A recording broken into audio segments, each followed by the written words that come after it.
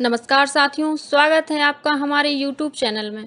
आप छत्तीसगढ़ के किस जगह से हमारे समाचार सुन रहे हैं, कमेंट बॉक्स में लिखकर हमें ज़रूर बताएं। रायपुर से प्रस्तुत है छत्तीसगढ़ के प्रादेशिक समाचार।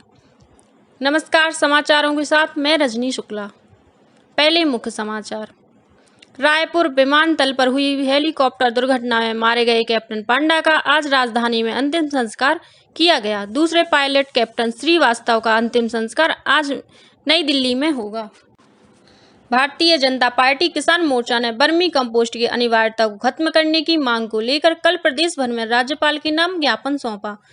छत्तीसगढ़ माध्यमिक शिक्षा मंडल द्वारा कक्षा 10वीं और 12वीं की मुख्य परीक्षा के परिणाम को आज घोषित किए जाएंगे और प्रदेश के न्यायालयों में आज राष्ट्रीय लोक अदालत का आयोजन किया जाएगा। अब समाचार विस्तार से।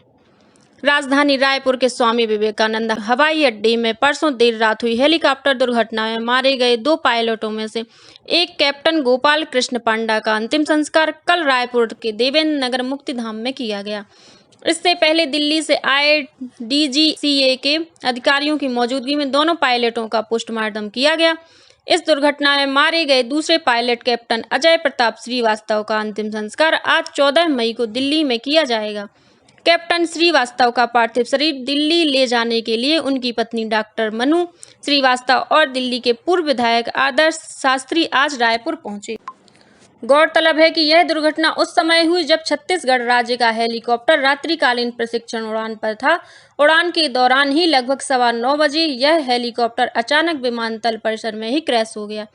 इस दुर्घटना में दोनों पायलट गंभीर रूप से घायल हो गए। उन्हें तत्काल पास के एक निजी अस्पताल में ले जाया गया, जहां उन्हें मृत घोषित कर दिया गया। राज्य सरकार की ओर से जारी बयान के अनुसार प्रारंभिक साक्ष्यों के आधार पर ऐसा लग रहा है कि यह दुर्घटना तकनीकी खराबी के कारण हुई है। दुर्घटना के सही कारणों का पता लगाने के लिए DGCA और राज्य सरकार के आदेश पर विस्तृत तकनीकी जांच की जाएगी। राज्यपाल अनुसुईया उइके, मुख्यमंत्री भूपेश बघेल और पूर्व मुख्यमंत्री डॉक्टर रमन सिंह ने दोनों पायलटों की मृत्यु पर गहरा दुख व्यक्त करते हुए उनके शोक संतप्त परिवार के प्रति अपनी संवेदना व्यक्त की। भारतीय जनता पार्टी किसान मोर्चा ने वर्मी कंपोस्ट की अनिवार्यता को खत्म करने की मांग को लेकर कल प्रदेश भर में राज्यपाल के नाम ज्ञापन सौंपा। भाजपा किसान मोर्चा के प्रदेश अध्यक्ष श्याम बिहारी जायसवाल ने कहा कि राज्य सरकार द्वारा किसानों को प्रति एकड़ 3 बोरी वर्मी कंपोस्ट खरीदने के लिए बाध्य किया जा रहा है। उन्होंने कहा कि राज्य सरकार 10 दिन के अंदर इस आदेश को वापस ले और किसानों को ऐच्छिक रूप से खरीदने की छूट दे। उन्होंने कहा कि यदि सरकार ऐसा नहीं करती है तो 23 मई को सभी सोसाइटी पर भाजपा किसान मोर्चा द्वारा धरना प्रदर्शन का आयोजन किया जाएगा।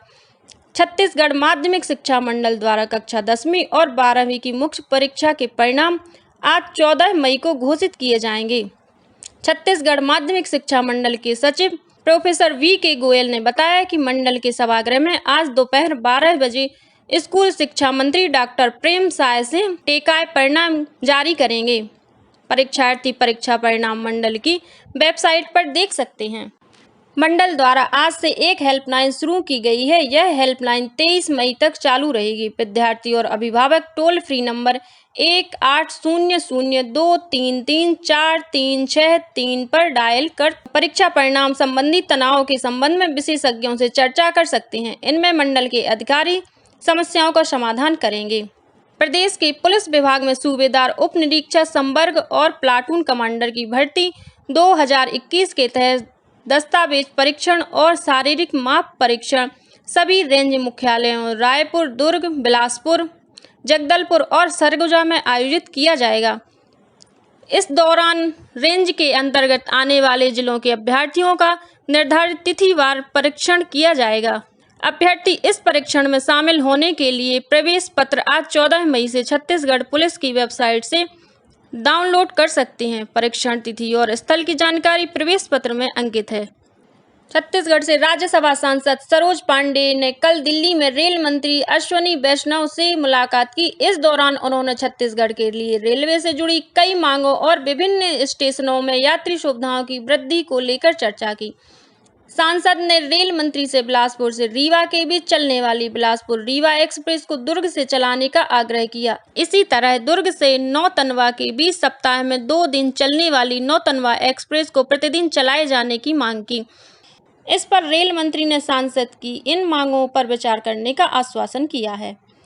प्रदेश के न्यायालयों में आज 14 मई को राष्ट्रीय लोक अदालत का आयोजन किया जाएगा। इसके तहत राजीनामा योग्य दांडिक प्रकरण, सिविल प्रकरण, परिवार न्यायालय के पारिवारिक विवाद, श्रम न्यायालय के प्रकरण, स्थायी जन उपयोगी लोक अदालत के प्रकरण, मोटर दुर्घटना दावा, विद्युत विभाग और राजस्व विभाग से संबंधित प्रकरणों का निराकरण आपसी राजीनामा के आधार पर किया जाएगा। आज़ादी का अमृत महोत्सव के उपलक्ष्य में प्रधानमंत्री नरेंद्र मोदी द्वारा इस वर्ष 26 जनवरी को गणतंत्र दिवस समारोह के अवसर पर देश के वीर अमर शहीदों को स्मृति चिन्ह प्रदान करने की घोषणा की गई थी। इसके तहत प्रधानमंत्री कार्यालय से प्राप्त स्मृति चिन्ह शहीदों के परिजनों को भेंट किए जा रहे हैं। इसी कड़ी में कोरबा जिले के थाना पाली क्षेत्र अंतर्गत ग्राम मुनगाडीह निवासी शहीद सावर शत्रुघ्न प्रसाद डिकसेना के लिए प्रदत्त स्मृति चिन्ह उनके परिजन नरेश डिकसेना को ससम्मान प्रदान किया गया। कल ग्राम मुनगाडीह में आयोजित कार्यक्रम में प्रथम छत्तीसगढ़ बटालियन एनसीसी कोरबा के कमांडो अधिकारी कर्नल आर सेनगुप्ता के दिशा निर्देश में यह स्मृति चिन्ह भेंट किया गया। इस अवसर पर इलाके के पंचायत प्रतिनिधि भी उपस्थित थे।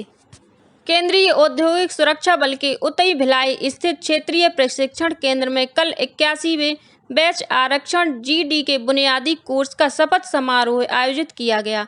इनमें 1200 से अधिक बल सदस्यों ने हिस्सा लिया। इस मौके पर पुलिस महानिदेशक अशोक जुनेजा ने परेड की सलामी ली। समारोह को संबोधित करते हुए श्री जुनेजा ने जवानों का आह्वान किया कि उन्हें राष्ट्र की बदलती परिस्थितियों और ज़रूरतों के हिसाब से स्वयं को तैयार रखना चाहिए। धमतरी जिले की 2 दिव्यांग बालिकाओं ने अपने बेमिसाल जज्बे का प्रदर्शन करते हुए अनूठा कारनामा कर दिखाया है। 14 साल की दिव्यांग चंचल सोनी ने एक पैर से ही माउंट एवरेस्ट के प्रथम बेस कैंप तक 5364 मीटर की ऊंचाई तक चढ़ने में कामयाबी हासिल की है। वहीं 60% दृष्टिबाधित 21 वर्षीय छात्रा रजनी जोशी ने भी उनके साथ यह चढ़ाई पूरी की। कल धमतरी पहुंचने पर शहर के नागरिकों ने दोनों बालिकाओं का जोरदार स्वागत किया। इस मौके पर रैली भी निकाली गई। और अब पेश है मौसम का हाल।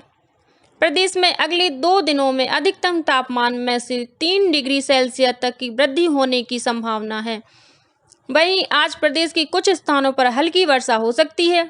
रायपुर स्थित मौसम विज्ञान केंद्र से मिली जानकारी के मुताबिक एक द्रोण का पश्चिम मध्य प्रदेश से झारखंड तक विस्तारित है। इसके असर से प्रदेश में आज 1-2 स्थानों पर हल्की वर्षा होने अथवा गरज चमक के साथ छींटे पड़ने की संभावना है। और अब कुछ खबरें संक्षिप्त में। प्रदेश के कृषि मंत्री रविंद्र चौबे ने कल बेमेतरा जिला मुख्यालय में सी मार्ट का लोकार्पण किया। इस सी मार्ट में स्व सहायता महिला समूह द्वारा निर्मित सामान की बिक्री की जाएगी। राजनांदगांव जिले की सीमा से लगे गढ़चिरौली में एक महिला सहित 12 लाख रुपए के 2 इनामी माओवादियों ने पुलिस के समक्ष आत्मसमर्पण किया है। और सुकमा जिले में जिला बल और कोबरा बटालियन के अधिकारियों के समक्ष 2 माओवादियों में आत्मसमर्पण किया है। पुलिस अधीक्षक सुनील शर्मा ने बताया कि ये दोनों माओवादी जगरगुंडा इलाके में सक्रिय थे। इसी के साथ प्रादेशिक समाचार समाप्त हुए। नमस्कार।